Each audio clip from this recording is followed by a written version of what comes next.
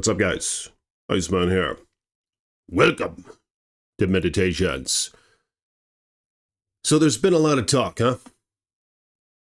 Like, I'm on Facebook, and in my community, there's a lot of folks saying, oh, the ice men are coming out, rallying up.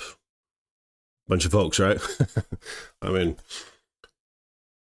to what extent are these anecdotal situations true or not? I don't know. But I wanted to make this video because I think you need to hear it. There's stuff in this video that you've never heard before, all right? And the goal is to maybe stimulate some thought. I'm going to be straight with you guys. I don't know everything, all right?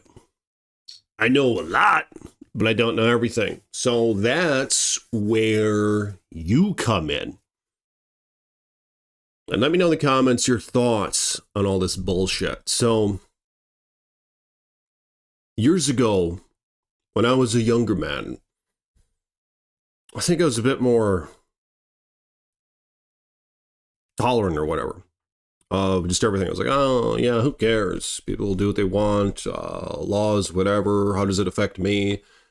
This, that, and the third. But I didn't really realize how there's an accumulative effect, you know what I'm saying? Where it affects everybody.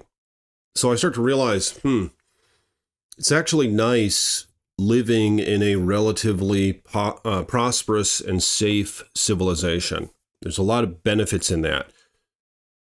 So I start to change, my perception began to change. I'm like, wow, it's actually nice. Oh, wow, that's nice that this guy's working over here doing this shit.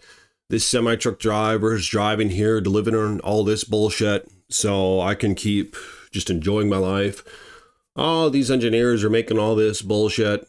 Oh, these folks are picking the fucking blueberries or whatever, right?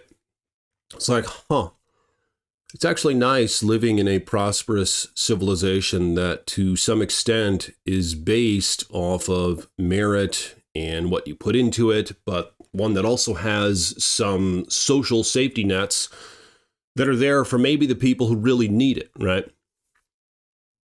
So, illegal immigration. Yeah, on one hand, you think about this shit, and it's like, well, why can't just everybody come here? And we can just all live together and they just keep coming here without any filtration system and whatever.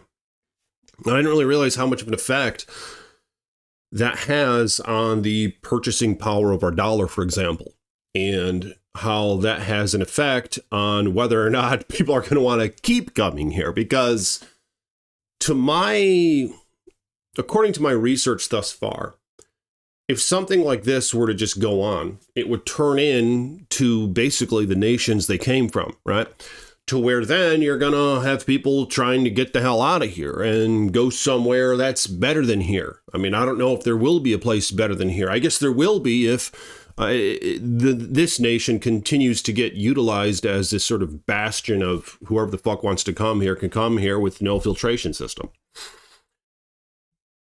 But here's the thing. So I started looking into some data, and I was reading into like the administrations before us, right? Or before what we're in now. And what I found was actually quite startling. Because it seems like it's a modern thing where it's like, oh, if you deport someone who's here illegally or undocumented or whatever, that's really bad, right? Like, that's racism, that's evil, that's everything else. And at first glance, it seems like that's a reasonable perspective, right? Especially if you're somebody who wants to be of morality, if you're somebody who has a religious background that says, oh, turn your cheek to your enemy. Even though in the Bible, the people of old, the old ancient Israelites, were blessed with walls and safe nations that had good filtration systems and that casted out the illegals, right? So the same God, apparently, who did that was the one who said to turn the other cheek to your enemy or whatever. But I don't know, maybe those two concepts can coexist, and I think they can. But this video isn't about theology or God or anything like that. So I was doing some research. I was like, so Trump is kind of known to be the one who's trying to cast everybody out, right? And then I started looking back. I was like, oh, that's weird. So Bill Clinton, like a couple decades ago, it was met with thunderous applause when he said, we're going to be a nation of security with strong borders, right? And this guy, of course, was a Democrat of those days, which I think is quite a bit different from what they are now. But then I noticed the Obama administration in 2012 deported 400 and some odd thousand people, illegal immigrants, in 2012 alone, right? So in 2012 alone, the Obama administration deported more illegals than what Trump did in his first 4 years in office combined. So, I mean, it's just, I didn't really know that shit. You know, a lot of folks don't know that. And then over the course of Obama's second term, he ended up deporting 3 million in total. And again, 2012 alone for the 400,000 was more than what Trump's administration deported in his first 4 years. So there's that, right? We're like, well, wait, why didn't we hear about that? Why wasn't Obama criticized for that on this scale, or presumably far greater? Because, I mean, he deported a lot of fucking people, right? And then I started looking into it. I was like, I wonder why they would do that.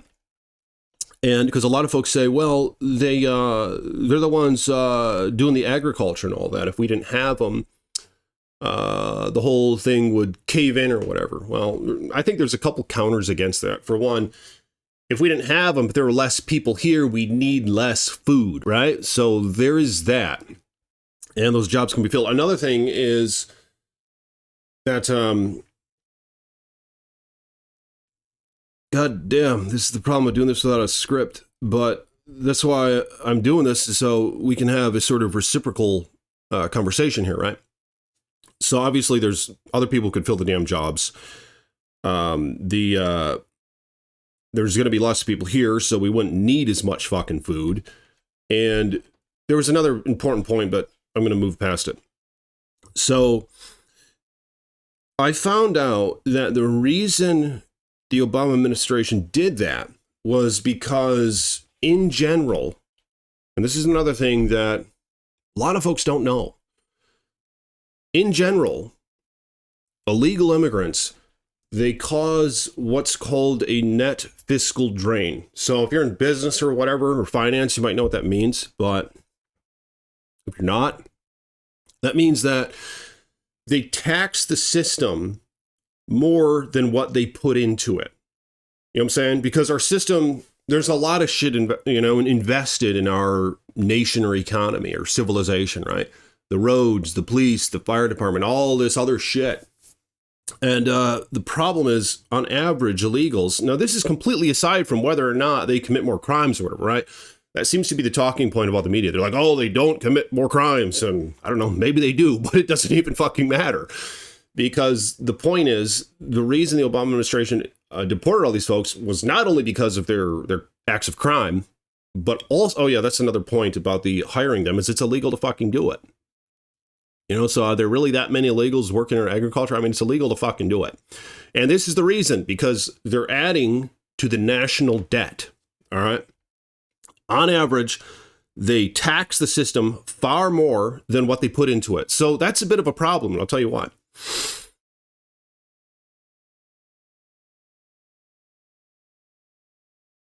When you have a massive group of people, we're talking about tens of millions of people now, who are taking advantage of the system, who aren't paying into it, who are causing this net fiscal drain. What that means is over the course of years, it's taxing our economy trillions of dollars. Now, here's the thing. We don't have that trillions of dollars, right? United States is enslaved to the Federal Reserve, which is a private bank, all right, which is pretty fucked up. And so these folks, they control the interest rates, they control the printing of money and everything else. It's not even our government who does that. It's some private bank that's probably run by a bunch of global conglomerates. But the point is, having all those illegals here, it causes the net fiscal drain. Back in 2012, it caused about a couple $100 billion a year, right? And that was in 2012. So, I mean, they're saying that we have like 50 times more of the fucking illegals here than we did then. You can do the math, but we're going to say trillions of fucking dollars, all right? So what that does then is we don't have that money. So it has to be printed out of thin fucking air, right? Because that's what it does now. I think it was in 1971, Nixon signed the dollar off of the gold standard. I think that's who it was. And I think that's when it was. It was in the 70s. They signed it off the fucking gold standard. So now they can print as many dollars as they want. So this adds to the national debt every single year. And what happens when it adds to the debt, that creates more dollars that are in the system, right? And that devalues our currency, because the more dollars that are in the system, the less purchasing power it has, because it reduces the rarity of it, right? And that's our fucking currency. So it's a really big deal. And you're like, well, Iceman, how does this affect me? How does this affect the rest of the world? Well, the way it affects you is it destroys your currency. It destroys the purchasing power of your dollar. And here's the kicker.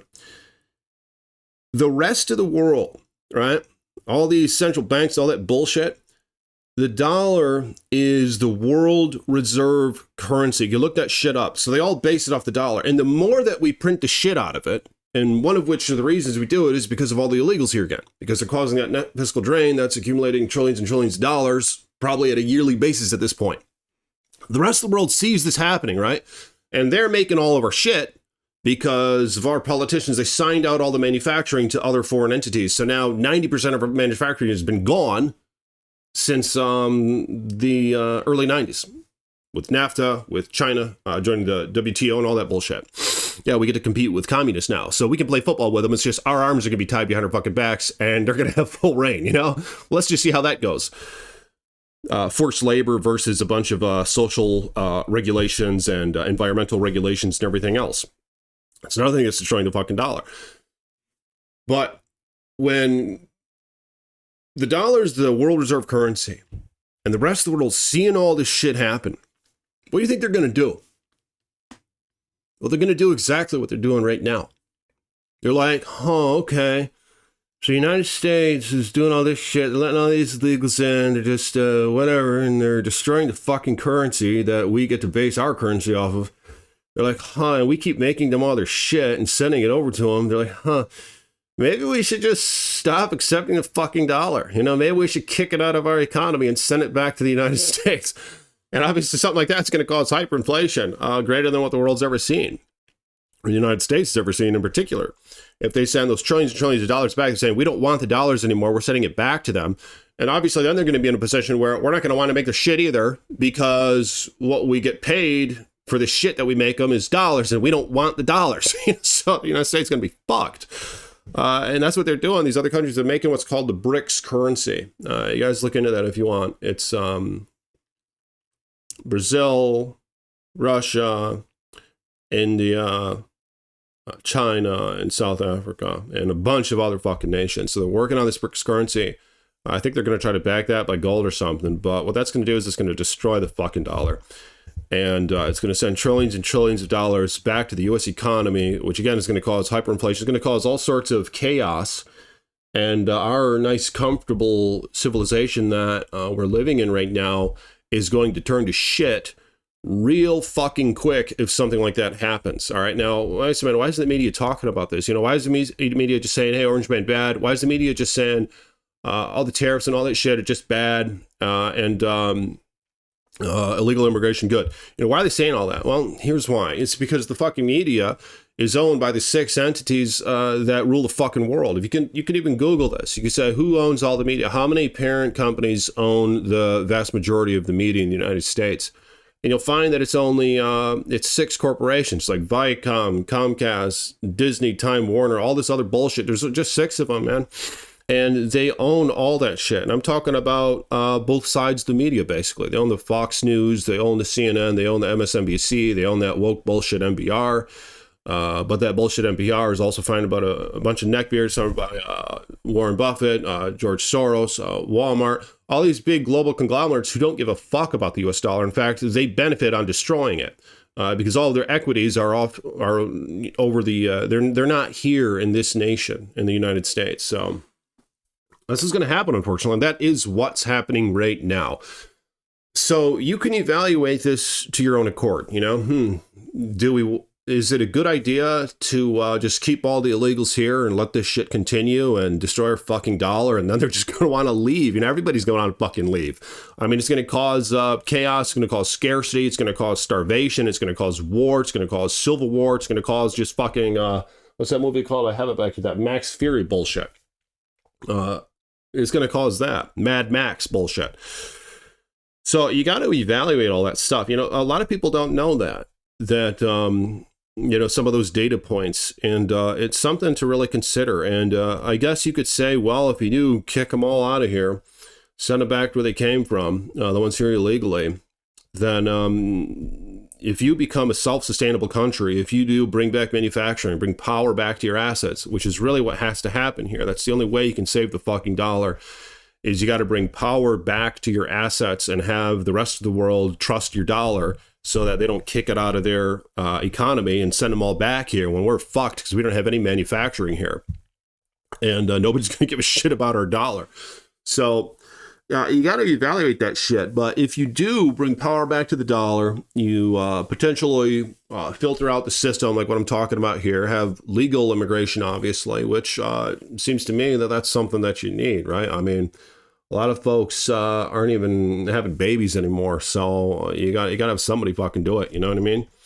And it's just, I mean, it seems like it's not a bad idea to take in the best from all the fucking countries. You know what I'm saying? And but you got to do it legal, and you got to have folks who are willing to pay into the system and not just take advantage of it and destroy your U.S. dollar, which on average, again, is kind of what illegals tend to do. And it's a pretty big fucking deal. But you got to evaluate that. And if you do bring power back to your dollar, if you do become a nice, prosperous civilization, then what you end up being is an entity that can help other nations. You know what I'm saying? It's kind of like what the U.S. has been doing for decades, right? Like you see a bunch of starving kids somewhere. You see this, that, and the third. I see wars fucking breaking out. Now, you got to be careful with that shit because a lot of this shit is the military-industrial complex, right? A lot of fake wars, a lot of bullshit. They fuel both sides. It's those fuckers who own the media. It's those conglomerates that don't give a fuck about the United States. But you got to factor all that in. But when you do bring power back to your nation, you can become a light to the world if you want, and it puts you in the position to where you can keep helping other nations. And that's the thing. I mean, you got to get them all on their own feet. Basically, we all got to get our own fucking feet. In a perfect world, one nation would be good at this, another nation would be good at that. We'd have some fair trade laws, this and that. Oh, we can't grow this shit here. Let's get it from there.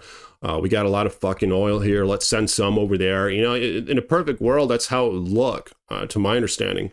But obviously, we've been screwed, battered, and cheated left, right, and center for decades. But I'm curious, what do you guys think about this? I mean, am I missing something with this? Let me know in the comments below. It just seems like this shit is caught us in a massive net fiscal gain. It's drain. It's taxing our economy trillions and trillions of fucking dollars. It's destroying the U.S. dollar. These global conglomerates, they love that idea because their equities and their biases are all, they're not to do with the United States. Basically, foreign entities own our fucking media. So obviously, they're going to be saying all the shit that they're saying, So let me know what your thoughts are in the comments below. And I'd like to make another video on this, but I'd also like to hear what you guys have to say about that. Am I fucking missing something? I mean, I'm sure I am. So let me know in the comments. You know, give me some more talking points or whatever. But I'll see you guys later.